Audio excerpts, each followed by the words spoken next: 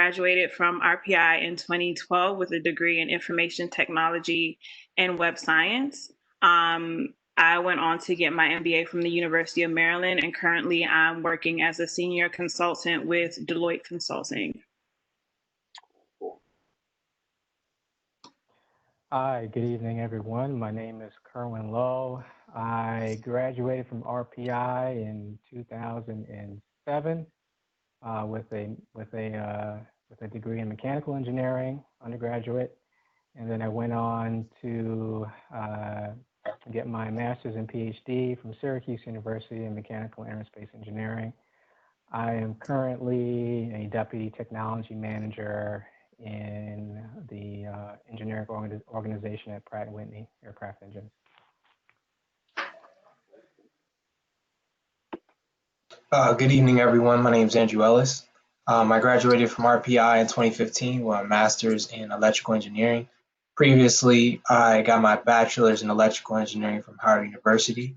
I currently work for the Boeing Company in Ridley Park, Pennsylvania as a wire design engineer.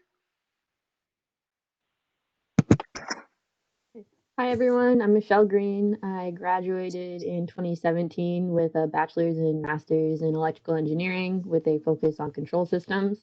And now I work at Sikorsky, which is a part of Lockheed Martin, and I work in the flight controls and autonomous systems department as a software engineer.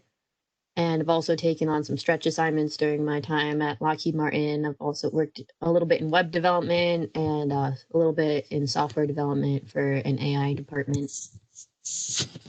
Cool. I want all the students to keep in mind their positions, their fields, because even though this is specifically about what to do at career fair, it doesn't mean that you can't ask questions related to their fields or what they do on a day-to-day, because those things might influence questions you might have to ask at career fair. So definitely keep those things in mind. And yeah, let's jump right into it. So I had an order. Where did I put it? 1 second. Guess we could jump right into that.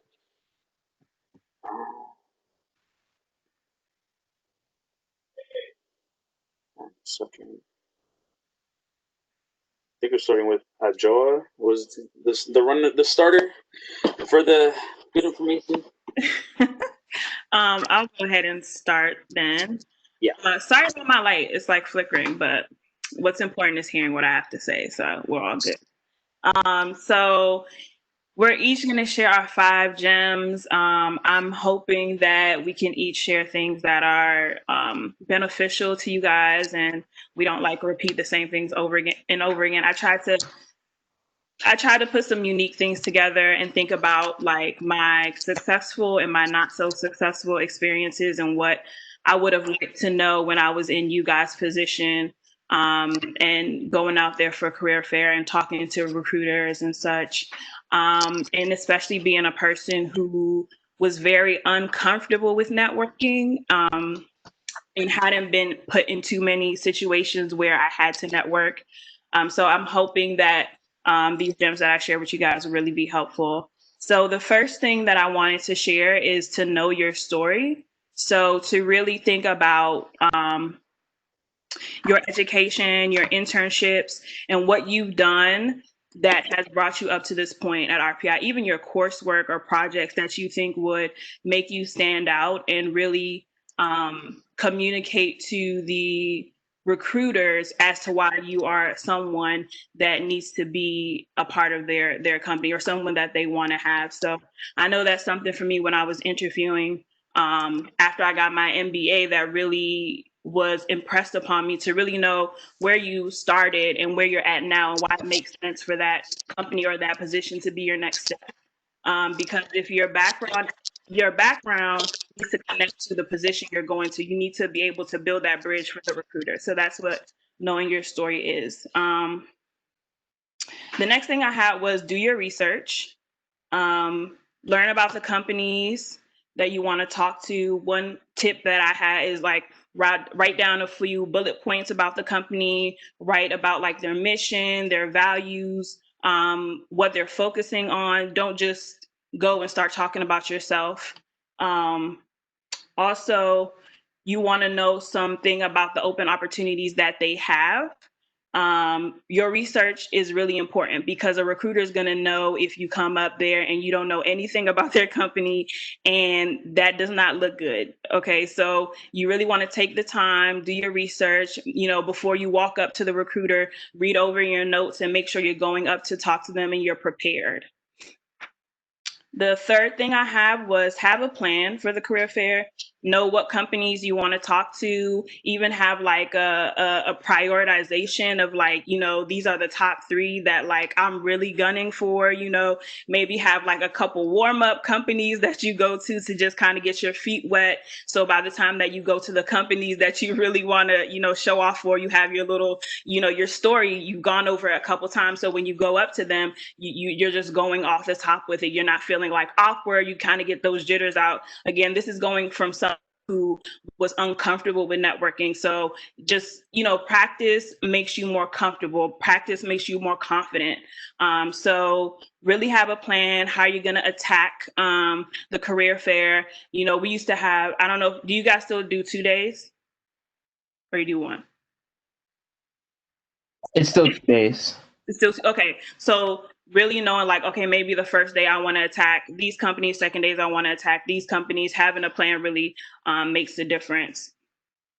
The fourth thing I had was when you get to the recruiters and you're talking to them, really be engaged in that conversation. So because we all know if there's been a time if you're talking to someone and you can tell they're not really interested in what you're saying, and that's not a good impression. So when you're having that conversation with the recruiter, I would really recommend to be engaged with them, have a great conversation, ask them questions, follow their lead. Don't give them like 1-word answers and things like that. Really have a vibrant conversation with them. Show that you're listening. Maybe, an opportunity that you search for isn't open anymore. Just have that conversation with them. Through the conversation, they may think you're a good fit for a different position. So you really want to make sure that you're present in the moment when you're having that conversation with them. You want to smile. You want to be, just like bubbly. You want to be happy. You want to make sure you're not like standoffish or anything like that, because that vibe that they have with you is really important. They can go off of that vibe and say like, you know what, I really like this person. Maybe, they're not the exact fit I was looking for, or, they have this major and maybe I wasn't the right recruiter. But that bubbliness or that smile or that good conversation you have could be the difference with them saying, oh, we don't have anything for you, or passing you off to the recruiter who's in the right field. So really don't take those moments for granted. The last thing I would say, and most importantly, is be yourself. Companies are not looking to hire a major. They're not looking to hire a number. They're not looking to just, put something in a box. They're really looking for someone who's going to fit into their culture. They want to think about, is this someone who I can have on my team? Is this someone that I would love to have in the room with me when I'm brainstorming or having a meeting? So be yourself. Let your personality shine through. Again, try to be comfortable. When you're going to those other, maybe your first or second companies, you might not be as comfortable, but when you hit that third one, you're like, this is the one. Have your personality show, just be yourself, because over the years, I've learned that a company's culture is really important. So they are looking not only for the GPA and the experiences, they're also looking for a good fit into their company culture. So those are my 5 gems.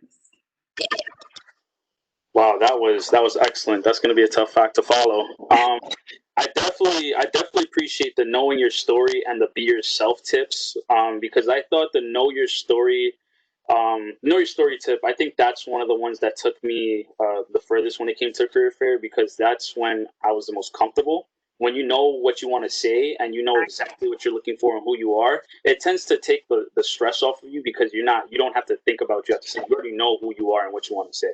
So I definitely want to echo that one, and being yourself, because if you're acting as someone else and they do like that someone else that you're acting as, and that's the person they're going to hire, but then when you bring yourself out, it's like that's a different person. So I definitely want to echo those two. And I hope everybody got all of that, because that was all really good information. And next up, we have Kerwin. Hey, so I'm afraid that there's going to be a lot of overlap. So a lot of what I'm going to say, it might be more supplementary to what Joe had just talked about, but I'll try to add in some additional pieces there. So Nelson had mentioned the cheat codes to the career fair, and I think the first two that I'm going to talk to, I think, as I've gone through my career and life, I think these are more so cheat codes for life in general. So the first one is awareness, right? And awareness comes into play in many different respects. The first one would be self-awareness, right? So knowing your strengths and weaknesses and being able to manage those in your communication. The second one is, it kind of ties into gathering information, knowing your audience. Do what you can to learn a little bit about not only the company, but maybe the recruiter. Is this a recruiter that comes back to the career fair every year? Is there anything that, any of the people that may have engaged with them can tell you about that recruiter? Situational awareness, right? So we know that we're living in very different times right now. Everybody may be dealing with it in a different way. So in general, just have situational awareness. The second thing is gathering information, right? So like Joe said, know the company, know the product, know what technology they're working on, and be thinking about, I imagine all of you are at very different stages in your academic career, but always be thinking about how the work that you're doing in the classroom aligns with some of the things that they're working on in the company. And I would also encourage you to expand your information gathering to outside of the bounds of just that company. If you're really passionate about your field, whether that be electrical engineering, mechanical engineering, and there's a particular path that you want to go down, know about emerging technologies within your field, and maybe other new products that other companies are coming out with. So you can have a very detailed discussion with that recruiter, not only about that company and their technology, but technology in that field in general. The third and fourth things that I have here are more related to communication. This ties into, the first one ties into preparation of your talking point. So there are a lot of times, I'm sure you all know that there's certain key things that the recruiter may ask you. And one of those things may be, tell me about a time when or something like that. So just be able to have, make sure you have a few canned talking points. And one thing that I find is a good way to structure those kinds of responses is this. I'm not sure if you all have heard of this, but it's called the STAR strategy. The S is situation, what's the reason or what's the challenge? T is the task. What was the task and how did it materialize? The third thing is action. What was the action or methodology that you used to solve a particular problem? And then what was the result? And highlight the positive outcome of the result. And again, I know you guys are all different stages in your academic career, but that could be a class project that you worked on. That could be, something that you worked on as part of your involvement in a club. So that ties into the next thing. This is all underneath the communication, your talking points. Make sure you discuss any additional extracurricular experience, whether that be if you're doing undergraduate research, any other internships you may have had, or anything of that sort, and also make sure you figure out how to weave in your leadership experience. So leadership on clubs or civic organizations, or even a startup if you've been involved in that. Make sure to try to tie that in. And I think, like Joe said, make sure you are the one driving the interaction. The fourth thing is again communication, but more nonverbal. I don't know if the career fair is, if it's virtual this year, then a strong handshake may not come into play in this setting, but One thing is, even if you're video chatting with someone one-on-one, make sure that you try to make eye contact with the camera, and it takes a little bit of practice. And even in your that you have, even if it's through Zoom, make sure that your attire, whether that just be from the waist up, right, is aligned with professional attire. And I have some general, my recommendations, right? Take it with a grain of salt. But for the gentleman, right, a dark suit, blue or black suit, solid shirt, a solid dark suit. You don't want to be coming in with anything that's too busy with pinstripes or anything like that. A solid white or black shirt and solid tie, something that ideally complements your skin tone. And if you're not sure, ask a friend, someone who you think has more fashion sense than you do. And if you're in a in-person environment, I would, I've seen, sometimes some people, they're dressed up in a suit, but they may be, taking a certain, taking some kind of certain leeway with the attire and such that they're wearing like, ankle high pants and slip-on loafers. So I would encourage you to maybe stay away from that in that kind of environment. Not saying that anyone here would do that. For women, I'm not as much of an authority here, but I think in general, slacks, business suit, a blouse, and what thing that I picked up on sometimes at Career Fair is just the shoes, right? A heel is always nice, but a lot of times you're going to be walking around all day. Again, now this is an in-person environment, so make sure you just wear something that's comfortable and you're able to walk around in. The last thing is the resume, and the resume is the document that recruiter is going to walk away with. You want to make sure that your resume is only supplemental. So you're going to be the one driving the conversation. You're going to be the one engaging with them, and you shouldn't need to point back to your resume, or they shouldn't have to look to your resume to drive the discussion with you. So make sure you keep that in mind. But as you're preparing your resume, make sure you have multiple people look through your resume. Don't just trust Word spell check, because the more and more people that you have look at it, the more potential typos or errors that different people may pick up on. So that's important.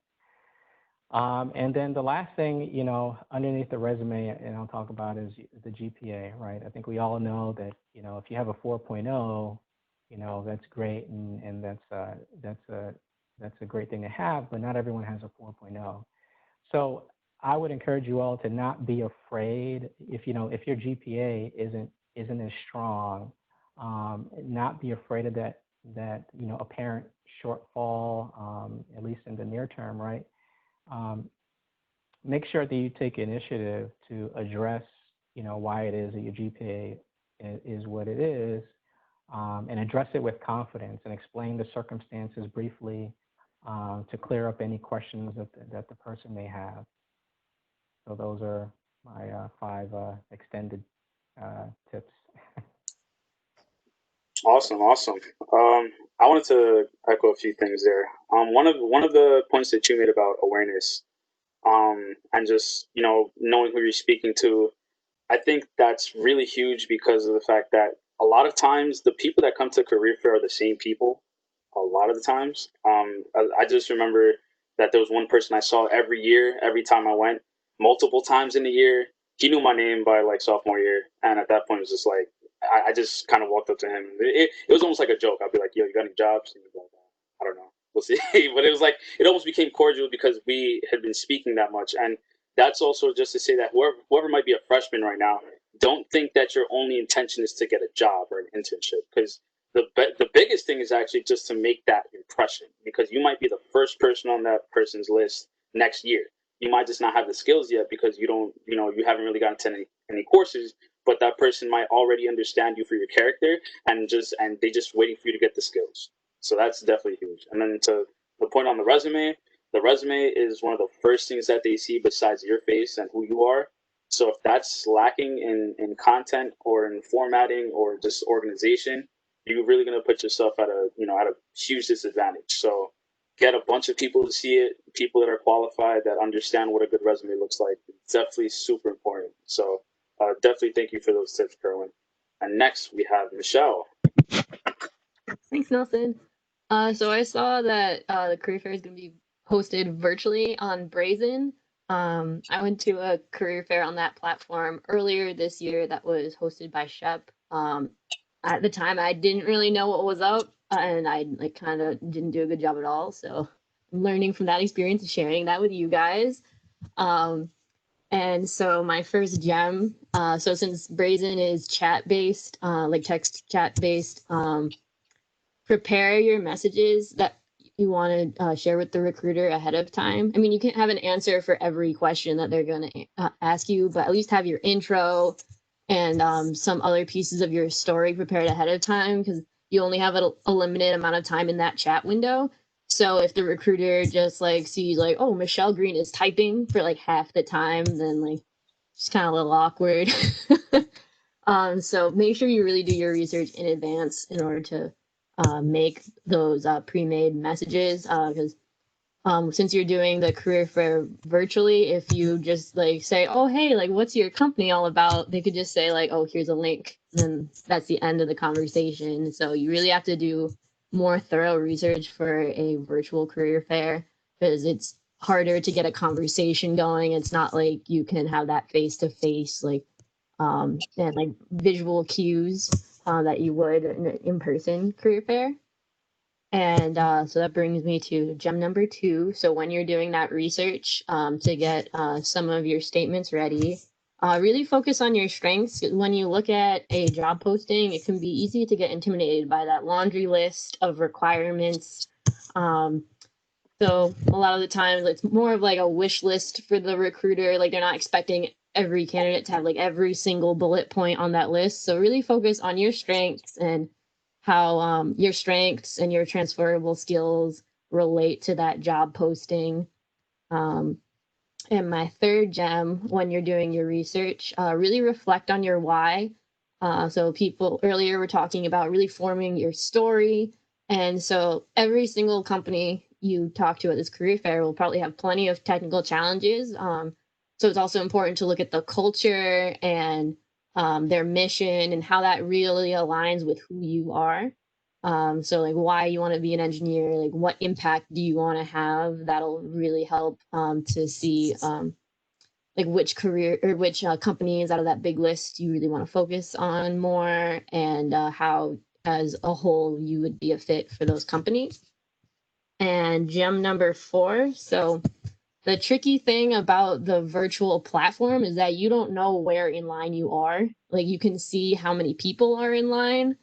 Some companies can have questions you can answer that would affect your placement on the line if they're trying to target certain, I think, majors, or I'm not really sure how it works in a college setting. I think every career fair can get configured differently on Brazen, but they can filter through the line a little bit differently, as opposed to when you're in a career fair in person. You can see how far along on the line you are. So I believe you can hop onto as many lines as you want. So if you're interested in a company, make sure you click on that button to get in line as early as you can.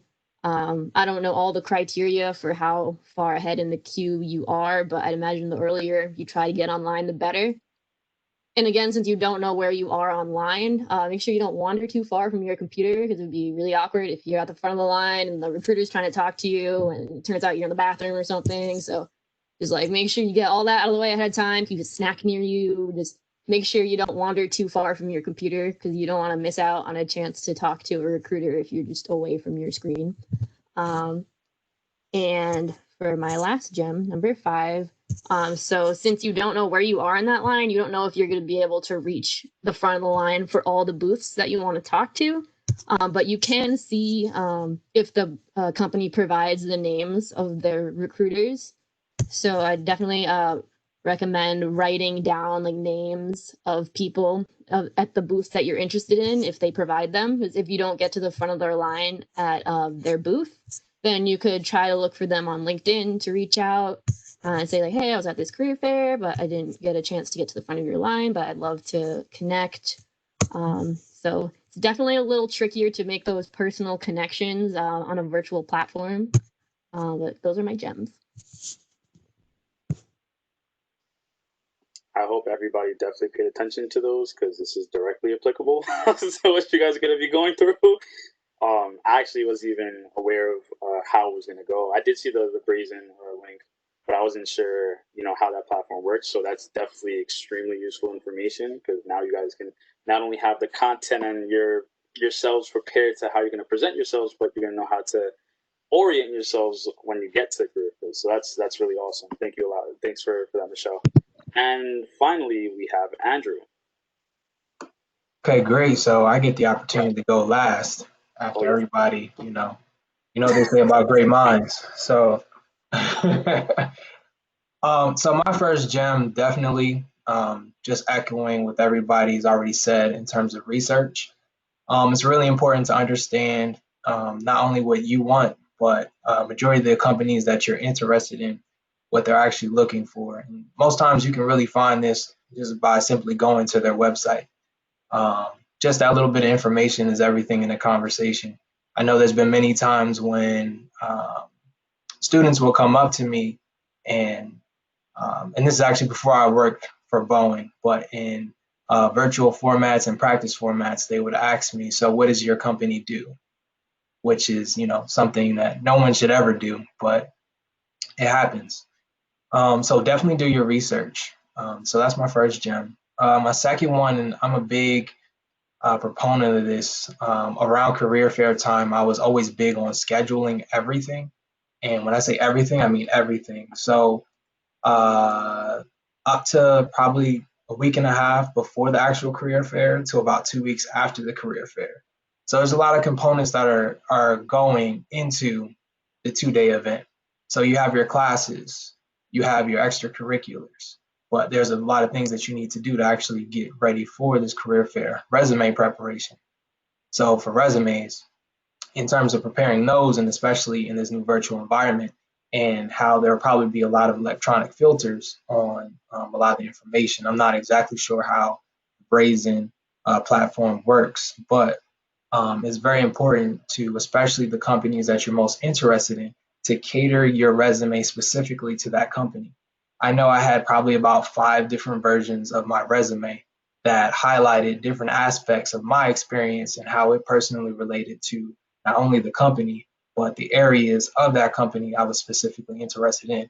So scheduling that time to work on your resume, scheduling the time to, I'm speaking it into existence for all of you, but scheduling the time in terms of your interview preparation and then your actual interview times, and then scheduling the time that you're going to take to write those follow-up emails after you actually meet these recruiters and after your interviews. So schedule everything. It'll help you a lot instead of trying to figure it out as you go. My third gem is definitely to practice. I know we don't go around, school introducing ourselves, saying our name, our major, where we're from, often. So definitely echoing to what everyone has said previously in terms of knowing who you are, knowing your story, but actually being able to speak to it in a comfortable manner, because this is probably going to be more applicable to an interview where you're at least being able to see the other person. They'll be able to read your body language, so it's easier to have a conversation with someone who's comfortable, in the setting and not, nervous, because it kind of makes for a semi-awkward environment, and so it may distract the conversation away from the actual connection that could be made. So definitely practice. If it's with friends, family, even if it has to be in front of a mirror, especially in the times that we're in right now. You know, everybody stay safe, but do what you got to do. And so I already touched on this, but my fourth gem is definitely material preparation. This definitely was a big one in before COVID environment. So anything that you would need to prepare for the career fair, but also for interviews, like your attire, those multiple iterations of your resume, anything that you believe that you would need ahead of time, prepare that ahead of time. So on the career fair day, you're specifically focused and you're able to be fully present because it's easily to be distracted. It helps cool your nerves knowing that you've done everything that you possibly can. And so my last gem is to make sure that you follow up. A lot of times we'll have a great conversation, but the follow up isn't there, especially to those that, hey, this didn't necessarily work for you this year, but if you follow up, that gives me the opportunity to continue the conversation. And as Nelson pointed out earlier, is that especially for those that are freshmen and sophomore, those relationships that you can build now will help you immensely once you get to the end of your undergraduate careers, and for graduate students that are just starting, the same thing. Following up is the opportunity to create that relationship. And once you get into whatever occupation or post-academic career of your choosing, you're gonna figure out it's all about relationships. Working in teams, it's all about relationships. It's all about how you can relate to people of different backgrounds, how you can relate to people just in general to be able to solve issues and problems as engineers. So those are my 5 gems. I hope they helped. And yep, that's all I got. That's excellent. I want to echo 2 points that you made.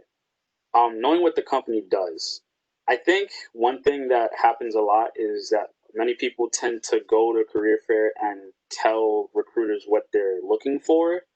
And when you know about the company the most, when you know exactly what they do and what they're exactly looking for in that role that they're hiring, I think it gives you a much better opportunity to approach the situation as the company is the Lakers and you are LeBron and they need you, not you need them.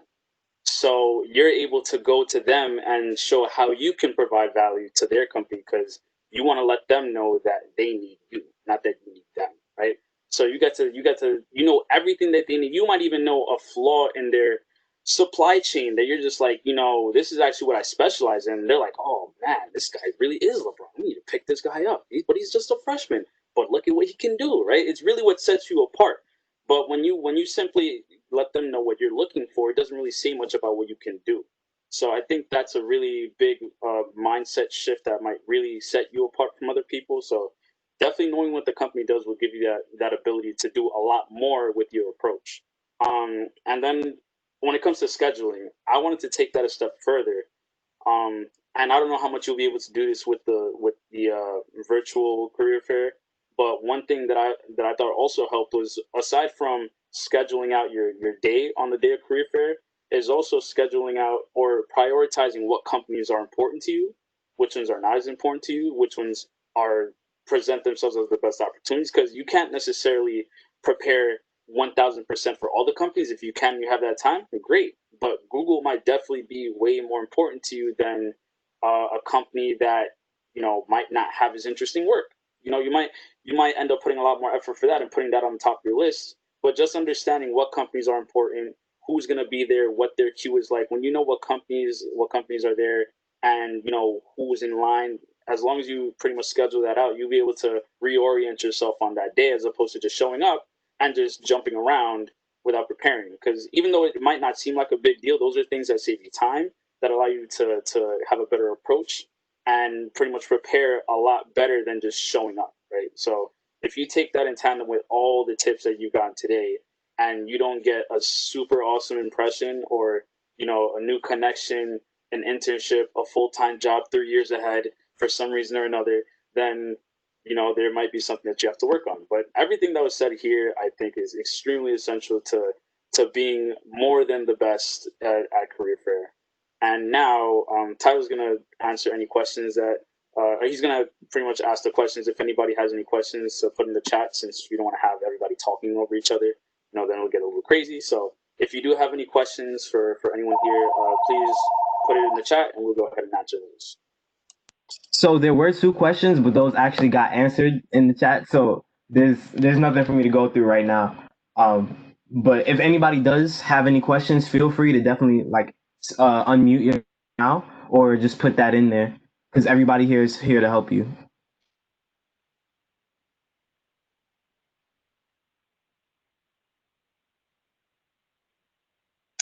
Yeah, I also just wanted to take, well, first of all, thank you to, I think you guys did an excellent job.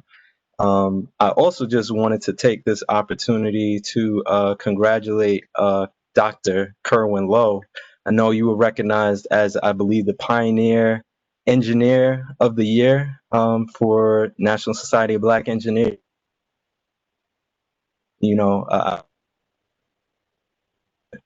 So just know that RPI is repping NSBE on even on the professional level. But that's a huge accomplishment. So congratulations. Can you just speak a little bit as to like what that award was, Kerwin?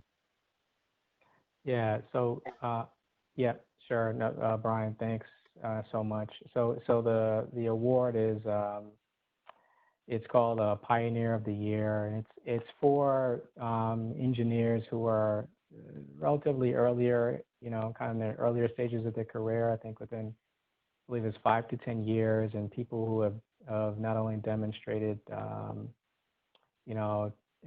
technical excellence, but also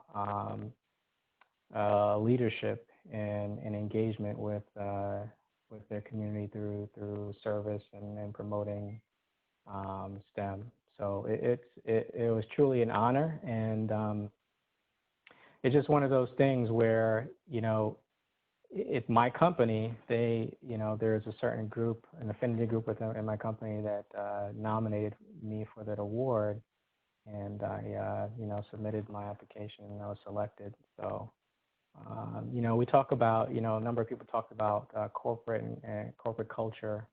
And you want to make sure that you align yourself with a company that is going to, not only has a great product and is not only has interesting work to do, but also is doing their job to support and promote their engineers. I think that's really important.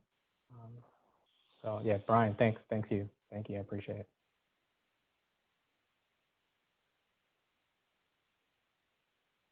So there is the chat right now. I'll just read.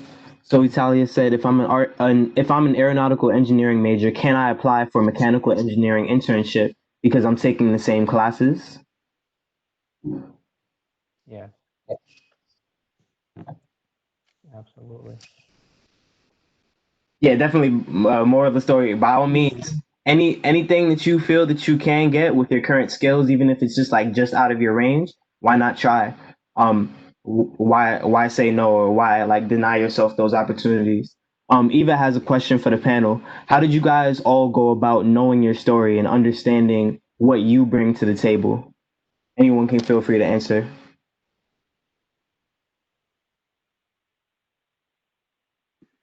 I can share my experience and getting to know my story. So for me, I think what's really important is to kind of examine your background. So the different courses you've taken, different internships, different coursework, and the things that you were good at. So you can put that on one side, and then on the other side, put what you want to do. Your dream position or your dream field or dream technology, those type of things, and also things that you enjoy doing or that motivate you. and kind of just build that bridge. So how do your experiences in coursework, how do your experiences in internships, how do your experiences with volunteering and leadership, how do all those things prepare you for what you want to do? And how does it make you the best person or a great fit for what you want to do? Because I think what Nelson said is really key. You don't want the recruiter to kind of build your next step for you. You want to come up to them saying, this is my experience, this is my background, and this is what I want to do, and this is why I know I would be awesome at doing that. So, for example, for me, I did IT at RPI, and then I went on to do consulting, IT consulting for almost 6 years, but I was doing data center consolidation, which is extremely boring. But what I liked about that was the project management part of that. I really liked also talking to tech folks and kind of decoding what they were saying and presenting that to business folks, or kind of meshing that together to find that middle ground, which is what I found I'm really good at. So I went and I did my MBA, and I was able to put those things that I'm really good at with my technology experience, with my master's in business, and go to Deloitte and say, hey, I want to do IT strategy consulting because of all these things I've done in the past and what I'm really good at, and this is why you should hire me. And to add to that, I have 2 strategies in mind for breaking down like your path, your story. So one of them would be talking to someone that you work with a lot, because we're all our own worst critics. So maybe you'll look at your skill set and be like, oh my God, I'm not qualified. But maybe you'll go talk to someone you worked with on like a NSBE or SHPE committee, and they'll be like, oh, you did a really awesome job like leading this committee, or a classmate saying like, oh, you did an awesome job contributing to our code base for this project. So that's one strategy. And another strategy would be to break down a bunch of experiences you've had. So list the skills you've gotten out of those situations and the experiences. So the experiences that you liked, what you didn't like, and what you felt neutral about.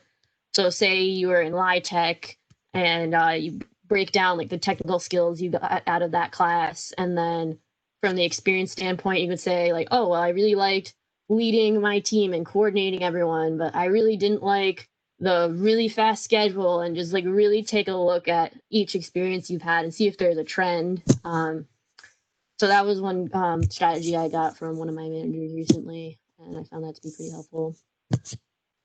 And to backtrack to the AeroMech question, definitely, I'm going to just reiterate what other people have been saying, but definitely go for it. Really focus on those transferable skills. Like I've met a lot of people at work who started in one place in their career and they're in a completely different place now. Like I believe my manager for one of my assignments started off with like analyzing like genes or something, and now she's in like an AI management position. So it's all about where you can transfer your skills, not about what your specific major says. So Aero and Mech have those shared skills, so transfer those to whatever positions you're interested in and qualified for. Yeah, as a someone with a background in mechanical and aero, I'd say absolutely. I mean, without knowing the details of the position, in question, I mean, if it's highly specialized in the area that, that if you weren't deep in some subset of mechanical engineering, it may be a little bit more challenging. But as Michelle said, particularly between mechanical engineering, aerospace engineering, there is a lot of transferable skills. And again, I don't know where you are in your academic career, but I'd even go so far as to say that the first 2 years, you're pretty much taking almost the same coursework. And then you start to specialize as you move forward.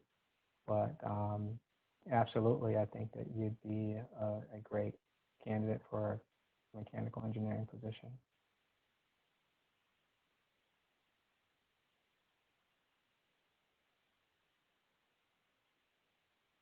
Sorry, I was on mute. Yeah, I guess the only thing I can add, and it was personally one thing that I did, and even still do to this day, when looking for promotions at work. It's like something that you continually can do as a life skill. is your story. Just write it down, like literally written down how I got from high school to undergrad to graduate school to working now, and including all of the things that I'm involved in as extracurriculars, my fraternity involvement, all of those things, so they can come back as a clear story. Because the worst thing feeling is getting a new assignment and continuously getting a new assignment, especially when you start working and it's not your path, it's not really your decision. And so I've actually turned down opportunities to say, actually, no, that sounds great, but I'm not interested. So same thing for the career fair. Definitely prioritize where you want to go, and you can only know that through research. So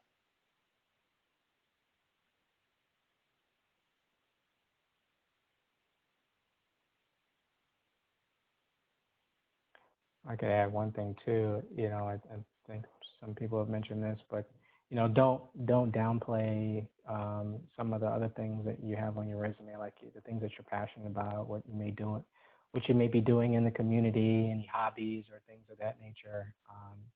I think those things, again, I think Andrew talked about, or someone talked about the idea that, they're hiring you because one of the important things is they want to know that you work well with the team, right? It's not just about your technical capability, but also whether or not they think you'd integrate nicely with the team. And so I'll give you one example.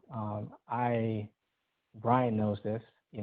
I have a love for billiards or pool. I used to play pool all the time down in the student union. And I had put that on my resume that I, started a billiards club when I was at RPI, and I was, doing stuff with that. And it just so happens the hiring manager that looked at my resume, he was a big time pool player.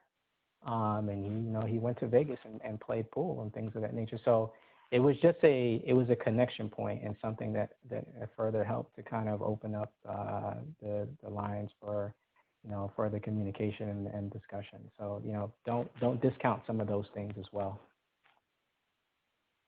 I'll continue going through questions in the chat. So I see one that says, how should I advertise my major if I am waiting to declare a dual? Currently, I'm taking the prerequisite classes to declare, but I'm one class off from being able to declare.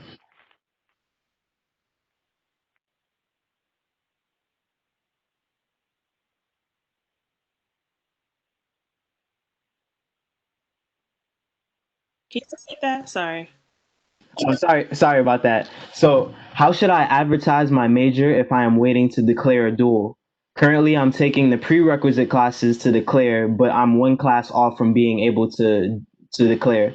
So they're not able to declare yet, but they want to advertise that they are going to be declaring a dual, I believe, and just like wondering how they should do that to recruiters.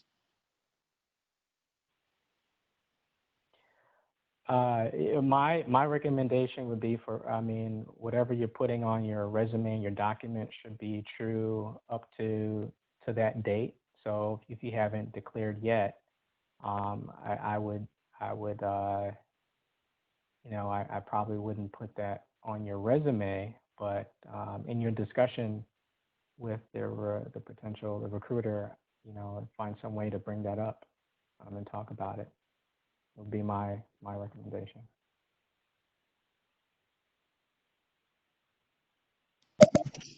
And if you have any projects from those classes, you can definitely mention those on your resume. I'm sure you can also put something in your objective about it if you have an objective at the top of your resume.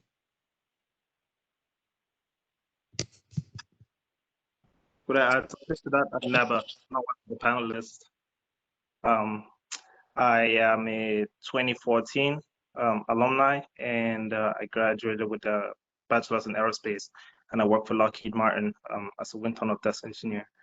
So if you haven't declared what two majors you're looking for, as long as the two majors are kind of in line and have almost the same core, say you're declaring Mechie Aero, they're pretty much the same base. and you can pretty much just say you're a general engineer at that point, unless you're doing something that's vastly different. Say you're doing business and you're doing mechanical. There are two very different skill sets there. Then you have to now tailor what your resume is going to be towards the application you're applying for.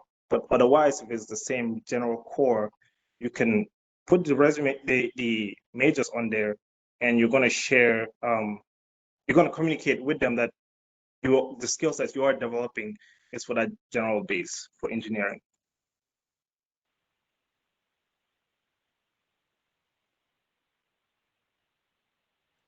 I'll jump to the next question from Fiona.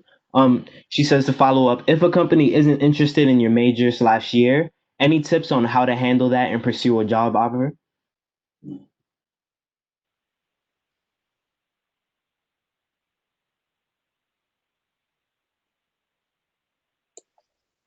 I wanted to speak on that one real quick. I think that one goes back to what I mentioned before. When it comes to freshman year, there is a chance that many recruiters might not be focused on your class year in terms of recruitment, but the focus might not necessarily be on getting a job offer. And there's a very good chance that in you not focusing on the job offer that you end up getting a job offer. That's very much what ends up happening, because your focus is really to make the best impression. Because the reality is, if you look at a description and it has 10 skill sets that you need to be a baseline for that position, anything additional is just additional skills that you have for that position, and you have one or two, you might not be adequately prepared for that position, right? So it might be tough for somebody to give you a position in that company, or at least in that role. But at least they know that you're taking these classes or these taking different projects or opportunities in order to get there. So the focus is really to try to align yourself with that, whatever that role is, as much as you possibly can with what you currently know. Don't lie and say you took all these classes when you're only in like your first semester. Just be honest with what you know, what you have. Definitely reach and see what skills are transferable to what the description has, because sometimes there's other experience that can pretty much fit into what the company is looking for, but sometimes you might just not be able to fit everything that they need for that role. But at the end of the day, if you made a really good impression, once you have those skills, you will be up on the list for them to take you when you're prepared for that. So really focus on that, and you might end up getting a position because of the fact that they see the potential, because that has happened. There have been people that have been freshmen that had extraordinary character, personality, and they had more skills than the typical freshman has. That does happen sometimes, where some people do robotics in high school, so they have a lot of skill, but they haven't really taken any classes, but they have that, so they have the leg up. So if you can focus on those things, you might not get the position, but you also might, or if you don't get the position, you make the best impression possible so that you're the first person up next time. Yeah, I kind of just want to echo that, being that my major was IT, and obviously the NSBE-RPI Career Fair was mostly geared towards engineering majors. So for IT, there was a pretty slim picking. I remember one of my classmates even telling me that one of the booths that he went up to, that he was a fellow IT major, was like, "Oh, you do IT? We have some help desk positions." And it's like, no, that's not really what I do as an IT major. So I would say, like I said, with my gems, just going and kind of having that conversation and being present in the conversation, just because maybe you have that conversation with the recruiter and they say like, oh, well, at this career fair, we're only staffing for this, engineering position. Don't automatically like turn off and be like, okay, well, I'm leaving. Still have that conversation, okay, well, I learned that you guys are moving into this space, and, it's really interesting to me. Have that nice conversation with them. It might be that they only have recruiters for that position at the career fair, but that doesn't mean those are the only positions that company is recruiting for, period. Right. So they might say like, hey, we only have, mechie recruiters and chemical engineering recruiters, but I have this recruiter who recruits for IT and she has some positions open. Send me your resume. I can pass it on. right? So have those conversations, have those genuine, interactions, be yourself.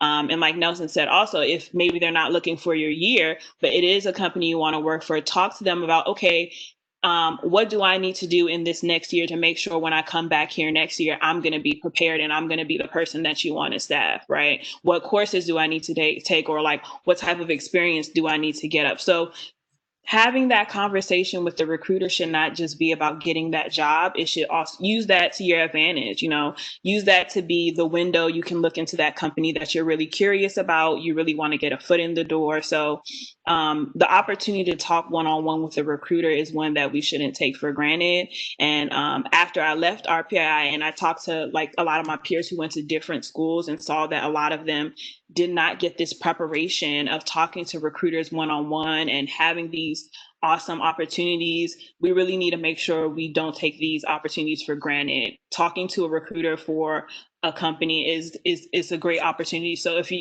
they're not recruiting for the job that you want, still have those conversations. And also try not to neglect some of like the smaller or lesser known companies, because they may have some really good opportunities as well.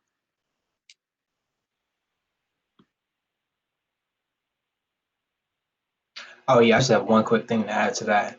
Just make sure you follow up too, because that'll go a long while. Because again, it could always tie back to the possibility of them having an opening that they didn't have during the career fair or even during your interaction, and you could possibly get into the company that way as well. So definitely follow up. Yeah, I mean, to add to that, I remember one instance where my manager was talking about this one individual who reached out initially, we didn't have, have an opening, or didn't quite have the grades, but he kept on reaching out. I think it was like, semester after semester, and it was after like, the fifth or sixth time over the times he'd been reaching out that my manager said, wow, this person is really driven, and they really want this opportunity. So let me go ahead and give them the opportunity. So it does work. One last thing on that: the follow up. If your follow up game is strong, you will get opportunities out of nowhere, because there's many possibilities that you might be the only one to follow up. You might be the only one that's remembered because you're the only one that remembered to follow up. Because it's emphasized because people don't follow up. Many people forget to follow up. And then I also want to add one more thing that will tie into career fair, which is, if you're in the major that you enjoy, be very present and understand who you're working with, because there were a few opportunities that I got in my junior year that were connections between recruiters and people that worked at the company that knew me, that ended up talking to each other because I knew them personally, but not at the same time. And so your presence at career fair and with the people that might end up working at those companies ends up becoming a whole network that you didn't even know existed because of the fact that you were present. So not only show up at career fair, but show up in your classes, because there's going to be a network that exists that you didn't even know was connected. So definitely be yourself, both in class and at career fair. And with that, it's 8:00. Just to make sure we wrap this up. If anybody has more questions, this doesn't end here. I'm pretty sure people will be able to ask questions in the chat, or if anybody wants to send more questions, we can figure a way. You can field those to Tyler. We can find the right people to ask your questions. But this is going to be an ongoing thing. This is going to be the first. This is just the first of many events. I would definitely like to thank all the panelists for being here. I would like to thank Never for joining us. I wasn't expecting that, so thank you for coming as well. For all the students, for all of your classmates that weren't able to show up or decided to go to sleep, let them know what they missed, but that there will be more. Because I don't know how much better this can be. These are all tips that it took me years to find out, and you got it all on the first day, So if you guys come back telling me I did bad, then you were not listening today, because everything is here. All this information, which is all huge, all legendary items, gems. I hope you got them and you learned the most. And yeah, the sixth gem is that we're here, that as alumni, to help. I know we're busy. That's why I set this time slot, because like I literally finished eating like 5 minutes before we started this, because I ended up like working kind of late. But yeah, we're here. Brian Jones is leading BLAG, and we're all here working to make sure that we can continue interacting on this level, and we're going to have more stuff in the future. Tyler and Eva will be communicating with you guys to let you know what else is going on. And yeah, if you have any more questions, just feel free to shoot. And yeah, I don't know if Brian, if you have anything else to say.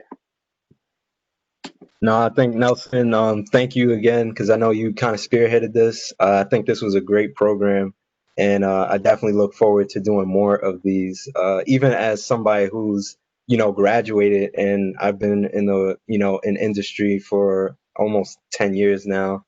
This was a really good refresher, because just hearing different people's perspectives. I certainly am not familiar with the new with COVID happening and career fairs and interactions being online. I didn't stop to think that a career fair would be going on via text. That was such a big gem. I'm sure that there's plenty of people on here who probably didn't realize that that's how it may be going down. So being prepared is huge. But I also just wanted to open up the floor. I don't know if there's any other alumni or alumnae on the line, but certainly just wanted to acknowledge you if you're on the line. Feel free to hop in. There may not be any. We may have spoken. I don't know if I'm the only one who jumped in last minute, but yeah, like I said, I'm an arrow, and I definitely know the struggle that those guys go through. And I'm one of the few that actually stayed within the major and within the field in the industry. So if any of you have questions in that domain, feel free to reach out to me. I do internal testing. Is one of the coolest jobs you can have out there. But one of the things to also keep in mind is that arrows and mechis are pretty much, their core is very similar. So the skill sets are always very transferable. If you apply to a position where you're doing as an arrow and it's a mechie position, you can definitely do the same job. And if vice versa, if you're mechie, you can transition into being an arrow as well down the line. So let's keep that in mind.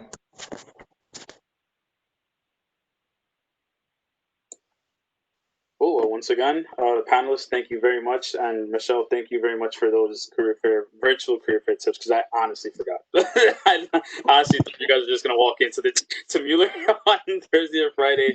So I appreciate that. I hope everybody else does too, because I was like, get your dress shoes on to walk into your room and turn on your light. So yeah.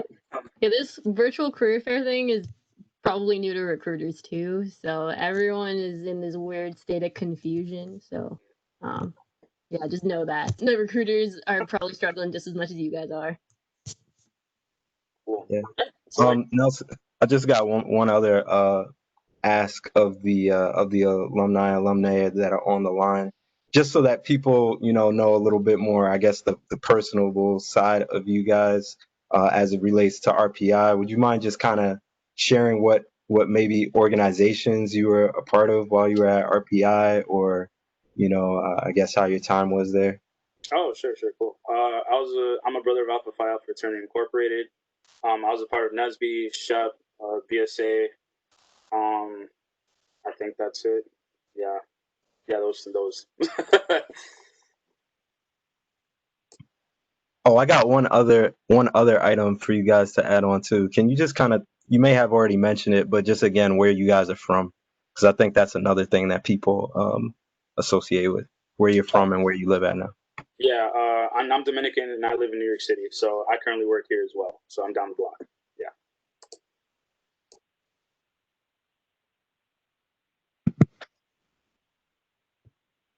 So I live in Connecticut, grew up in Connecticut, and when I was at RPI, I was really involved in SHPE.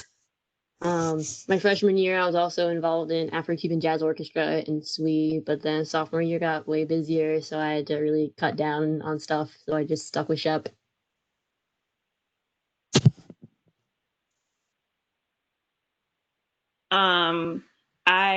Myself and my family are from Ghana. I live in Maryland, so DMV area. I lived here. I came back here after I graduated. No place like it. Um, when I was at RPI, I was involved with NSBE, BSA, and also with AXA, which sadly is no longer, but it was the African and Caribbean Students Association. I was even the president one year, so. So I'm originally from Brooklyn, New York, so New York City boy too. I don't know if I would consider that right, down the street, but but I live in Connecticut now, up in Hartford, Connecticut. When I was at RPI, I was pretty heavily involved in NSBE. I was the academic excellence chair for a period. I was involved in I was a BSA member, AXA, involvement, and I was also a member. I am a member of Kappa Alpha Psi Fraternity Incorporated. So we were pretty active on campus during that period. So yeah. And again, I'm originally from Chester, Pennsylvania. And it's ironic that I ended up working at the Boeing plant down the street from where I grew up. And I didn't even know Boeing had a plant down the street from where I grew up until I started working there. So that's crazy. But I currently reside in Wilmington, Delaware. While I was at RPI, I was involved with NSBE. And another interesting note was that I was actually sitting on the Region 2 regional board my first year at RPI. So it was a little, I know it's one fire here, but I was repping the 2 hype. So, but it's all love at the end of the day. But I was heavily involved with NSBE, and then I think one or a big proud moment I had was that I helped to reinstate the Black Graduate Student Association my last year before graduating because it had been not operational for some time before I even got there. So, and to see them how far they've grown these past 5 years is it's been a good thing to see. So.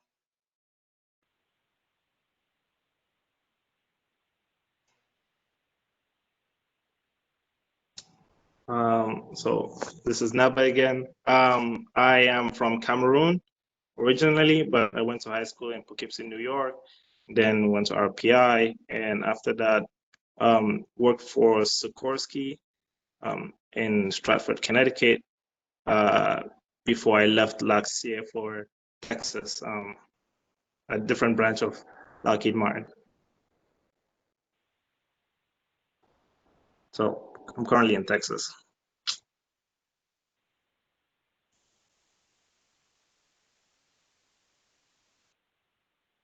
Thank you. I appreciate you guys going through that.